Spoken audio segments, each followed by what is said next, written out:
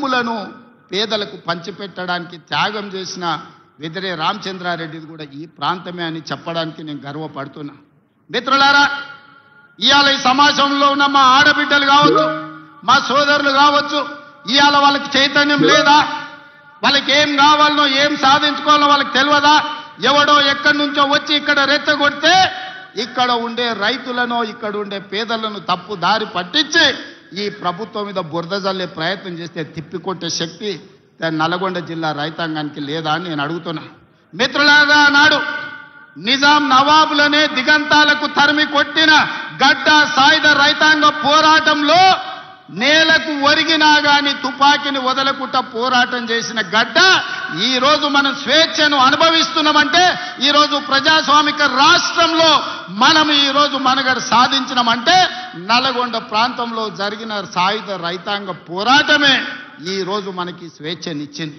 ఆనాటి సాయుధ రైతాంగ పోరాటాన్ని నిర్మించిన నల్గొండ జిల్లా ఈ రోజు చైతన్యం కోల్పోయింది అనుకుంటున్నారా? లేకపోతే నల్గొండ జిల్లాకు కావాల్సిన ప్రాజెక్టులను సాధించుకోలేరు అనుకుంటున్నారా గత పాలకులు అని చెప్పి నేను సందర్భంగా అడగదలుచుకున్నాను. మిత్రులారా, 10 సంవత్సరాలు 20 లక్షల కోట్లు వాళ్ళ దగ్గరకు వచ్చినాయి.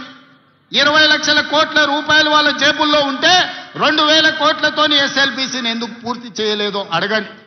ఇవాళ ఈ ప్రాంతంలో ఉన్న సాగునీటి ప్రాజెక్టులు ధర్మారెడ్డి కాలువ కావచ్చు, పిల్లాయిపల్లి కాలువ కావచ్చు, లేకపోతే గంధమల్ల కావచ్చు, ఏ ఒక్క ప్రాజెక్టు కూడా పూర్తి కాలేదు. 10 ఏళ్లలో ఇవాళ మనం పూర్తి చేయాలి అనుకుంటే కాళ్ళల్లో కట్టెబెట్టి కింద పడేయాలని చూస్తూ ఇవాళ మీకు ఎందుకు మెడికల్ కాలేజ్ కట్టలేదు? ఇవాళ యాదగిరి గుట్ట మీద కాంట్రాక్టులు ఇచ్చి ఎవరికి మెక్కినరో ఇవాళ మీకు అందరికీ తెలుసు.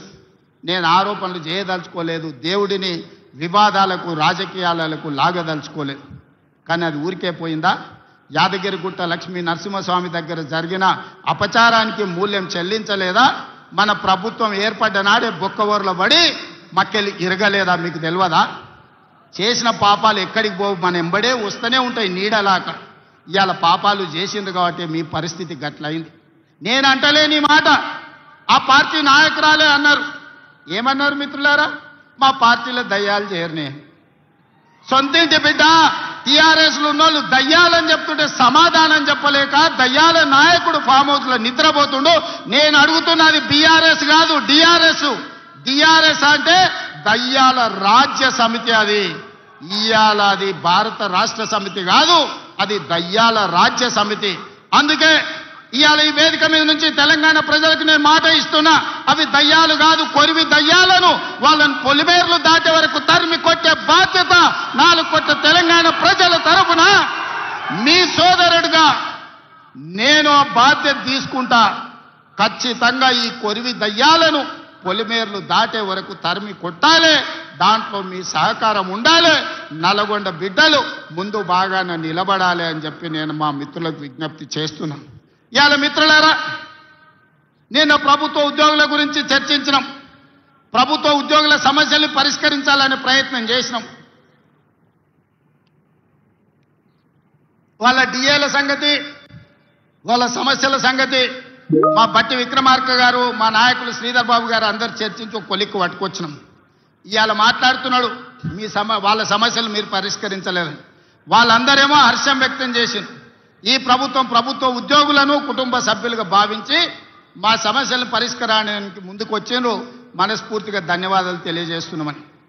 సరే, ఆరోపణలు ప్రత్యారోపణలు పక్కన పెట్టండి.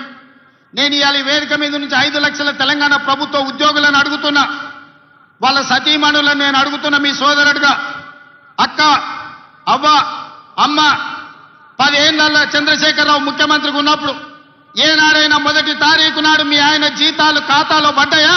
నెల జీతం 1వ తారీఖు నాడు వస్తే వచ్చే ఎన్నికల్లో నాకు ఓటెయ్యకండి. నేను తెలంగాణ రాష్ట్ర ప్రభుత్వానికి ముఖ్యమంత్రిగా బాధ్యత చేపట్టినాక ఈ 5 లక్షల ప్రభుత్వ ఉద్యోగస్తులకు 1వ తారీఖు నాడే మొత్తం జీతం మీ ఖాతాలో వేస్తే మీరు అండగా నిలబడండి. ప్రజా ప్రభుత్వాన్ని ఆశీర్వదించండి. నెల ప్రభుత్వ ఉద్యోగులకు జీతాలు ఇవ్వలేనోడు, దివాలా తీసిన దద్దమ్మలాక ఇన్స్టాల్మెంట్ల జీతాలు చెల్లించినోడు ఇవాళ వచ్చి నన్ను ప్రశ్నిస్తాడా? నువ్వా నన్ను అడిగేది? 10 ఏళ్ళు ఈ రాష్ట్రాన్ని దోసుకొని, రాష్ట్రాన్ని తగలబెట్టి, రావణ కాష్టంగా మార్చి 8 లక్షల కోట్ల రూపాయలు అప్పు చేసి రాష్ట్రాన్ని దివాలా తీపించి పేదలను రైతులను ఉద్యమకారులను పొట్టన పెట్టుకొని బంగారు తెలంగాణ ముసుగులో బొందలగడ్డ తెలంగాణ చేసిన దిక్కుమాలిన ప్రతి యదవ ఈరోజు మనల్ని వచ్చి విమర్శిస్తాడా?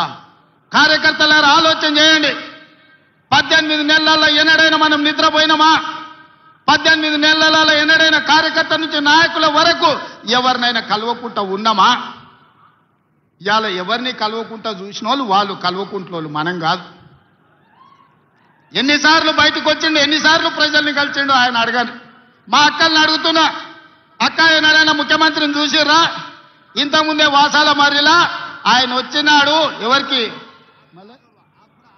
ఆకుల ఆగవకు అల్లనేరేడు పండించిండంట. ఆ అల్లనేరేడు పండి తిన్నందుకు ఆమె పోయి దావకాండ పడ్డ. మా అక్క కూడా ఇక్కడికి వచ్చే ఉంటుంది నాకు తెలిసి.